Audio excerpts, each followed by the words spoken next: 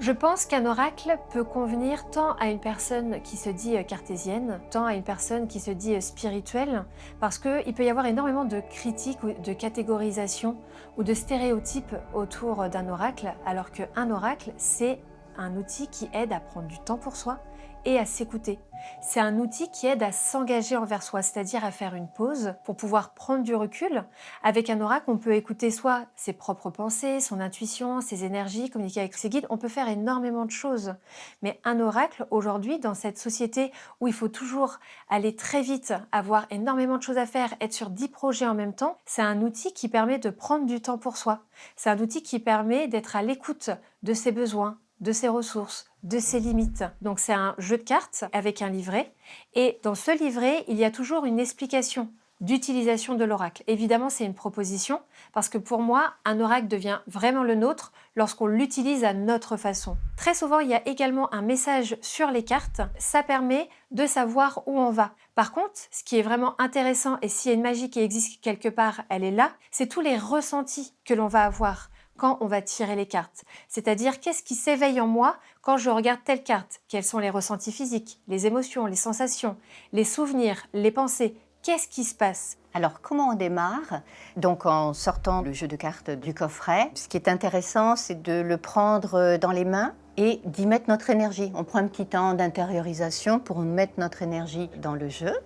Ensuite, donc, nous allons les battre pour les mélanger, pour que les informations en fait circulent entre nos mains. Puis, nous les déposons à plat donc sur la table et les disposons en éventail. Donc, ça fait comme une sorte de demi-cercle. Et de poser une question à l'intérieur de soi, poser une question ou même poser une intention. Ça peut permettre en fait de commencer à être dans un dialogue avec la carte. Ensuite, on place notre main au-dessus de l'oracle et puis on se laisse sentir, pourquoi pas, au niveau de la main, là où on est appelé à tirer la carte. Et puis du coup, on la retourne et on commence donc à plonger notre regard et également toute notre perception sur la carte. On lit le titre, le message et on plonge dans l'image. Et parfois, lorsque l'on bat les cartes ou lorsqu'on va les poser, une carte saute ou deux cartes sautent. Donc ça peut être intéressant aussi justement de les mettre de côté pour repérer pourquoi est-ce qu'elles sont venues à nous de cette manière-là. Il y a peut-être des choses à voir spécifiquement par rapport à ces cartes-là. Quand je crée mes oracles, mes principales sources d'inspiration, ce sont les personnes, leurs histoires, leurs besoins, ce qu'elles sont en train de vivre, leur expérience, les enseignements de leur expérience. Je suis fascinée par la nature humaine, je suis fascinée par nos relations et ça, c'est ma plus grande source d'inspiration. Profondément, je pense que nous avons la possibilité d'agir sur notre présent, puis d'agir également sur notre devenir, sur nos futurs, comme s'il y avait plusieurs futurs possibles. Et quand je suis en lien avec la création d'oracles, j'ai cette perspective-là que l'oracle ouvre des portes. Quand je crée un oracle, dans un premier temps, je vais choisir la personne qui va faire les dessins. Ensuite, je vais déterminer les libellés des cartes. Quand le libellé des cartes est fait, je vais donner ces libellés à l'illustratrice et je ne demande jamais de les voir. Et lorsque le libellé des cartes est fait, là, je vais rentrer en canalisation, c'est-à-dire que je vais me connecter soit à mon âme, à mes guides, etc. Et je vais écrire les messages des cartes. Ce qui vient à ma conscience aussi, c'est le titre de plusieurs cartes, comme s'il y avait l'éventail de l'oracle qui commençait à se préciser à l'intérieur de moi. C'est comme un plan de route en fait par rapport à l'oracle, avec chaque carte est comme une borne sur le chemin. Et donc je commence à me relier donc à un titre. Et là vient à moi donc le message, donc intuitivement. Et dès que j'ai titre et message, je le transmets à Brigitte Barberhan, donc artiste peintre et co-créatrice du coup, qui elle, à partir du titre du message, va s'inspirer et méditer sur celui-ci, et elle va voir apparaître le tableau. Et pendant qu'elle peint son tableau, donc depuis chez elle, moi je continue l'exploration de la carte, c'est-à-dire qu'à partir du message qui m'est parvenu, je vais entrer dans le décodage de la carte pour lui donner donc son interprétation, donner des outils aussi d'exploration et puis de transformation. Et à partir de la carte, c'est comme si la personne pouvait cheminer à l'intérieur d'elle. Donc chaque carte, c'est comme si c'était un parcours initiatique que l'utilisatrice et l'utilisateur réalisent sur lui-même.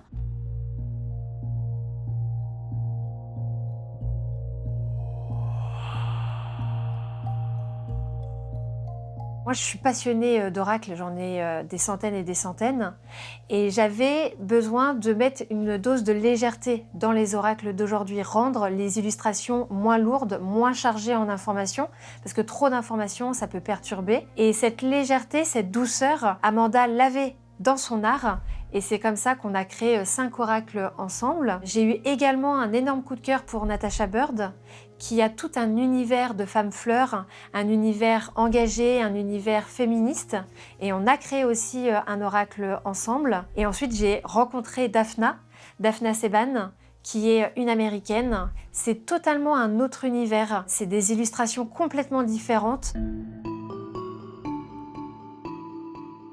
Parmi la multitude d'oracles qui sortent, qui paraissent, nous sommes attirés par un ou deux oracles particuliers, comme si nous sentions intuitivement que l'oracle était en résonance avec nous. C'est comme si, en fait, les oracles, ce sont des portes ouvertes vers d'autres mondes. Lorsque quelqu'un admet la voyance et admet qu'elle va vivre avec la voyance et avec ce qu'elle peut enseigner, qui n'est pas seulement la vision du futur, mais qui est aussi l'analyse du présent, nous ne l'oublions pas, lorsque cette personne admet qu'elle va pouvoir vivre avec ça, ce sont des bornes de sécurité par rapport aux dérives et aux insécurités psychologiques du monde qui l'entoure. C'est une mise en ordre, c'est pas un rituel, mais c'est une gestion et un ordonnancement, une fonction de normalisation de tous les événements un peu étranges qui peuvent survenir et qui peuvent poser problème et qui peuvent troubler parfois.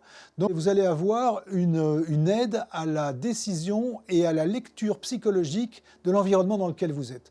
Donc l'oracle est une introspection vers soi, une analyse de ce qu'on a fait, une analyse de ce qu'on peut faire, évidemment, sachant que regarder la météo, ça vous dit ce qui se passera demain, somme toute. Et il faut admettre que le futur va arriver, qu'il va y avoir une bénédiction pour le futur, qu'il va y avoir un pardon pour les choses du passé, et que dans le moment présent, il faut que tout se potentialise au mieux. Pour moi, les thèmes qui sont les plus pertinents aujourd'hui, c'est vraiment l'acceptation de soi, parce qu'il y a eu toute une promesse qui, à mon sens, a été irréalisable et démesurée, surtout après le premier confinement, qui a été la libération de tous nos maux. La libération de tout ce qui est négatif en nous, la promesse de devenir la meilleure version de soi-même. En fait, sans s'en rendre compte, on cherchait la liberté et on nourrissait un système de politique de performance à outrance et de toujours devoir s'infliger plein de choses pour pouvoir être mieux. Moi, je pense que être soi, c'est mieux qu'être mieux. Au final, ne pas chercher la sérénité, mais accepter le chaos, parce qu'on est des êtres avec des énergies en mouvement, et on vit dans un monde qui est en perpétuel mouvement.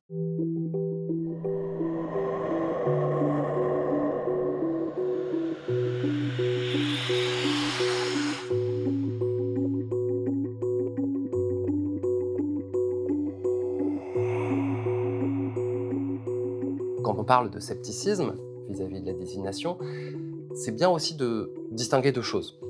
On peut être sceptique vis-à-vis d'un oracle, d'un sanctuaire oraculaire, d'une méthode divinatoire, ou alors on peut être sceptique vis-à-vis de tout ce qui est la divination. Alors, évidemment, le scepticisme vis-à-vis des institutions, on le retrouve tout au long de l'histoire grecque, donc c'est très différent de dire que certaines personnes sont des charlatans et que certains modes de divination sont faux, et de dire que toute la divination est une entreprise fallacieuse.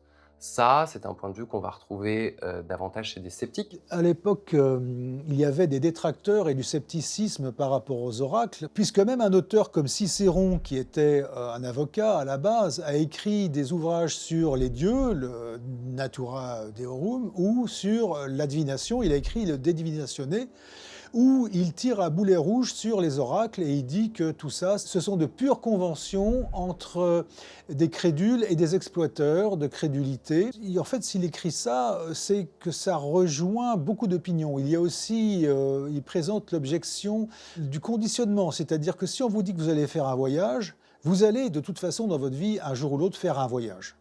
Mais en plus, vous pouvez être déclenché par le fait que vous recevez l'information et que vous aviez envie de faire un voyage et que si on vous dit que vous allez faire un voyage, vous allez le réaliser. C'est l'idée du conditionnement qui porte pas ce nom-là évidemment à l'époque, qui est une suggestion qui ne porte pas évidemment ce nom-là à l'époque, mais qui a la même fonction et qui est l'objection qu'on a souvent donnée, c'est-à-dire ça se réalise parce qu'on vous a dit que vous alliez le faire. La question du scepticisme vis-à-vis des oracles est aussi complexe parce qu'elle semble s'être surtout développée dans des cercles intellectuels et pas dans la population générale. Cela dit, il y a tout un tas de courants qui sont plus ou moins sceptiques. La philosophie, la plupart du temps, va accréditer l'idée qu'il y a quelque chose qui s'appelle l'inspiration divine et donc il y a une possibilité de communication entre les dieux et les hommes. Donc Platon va énormément la développer, Aristote continue à la prendre en compte, et c'est qu'un peu plus tard, quand vont naître deux écoles, l'école stoïcienne et l'école épicurienne, que la question de la divination va vraiment devenir une question philosophique de premier plan.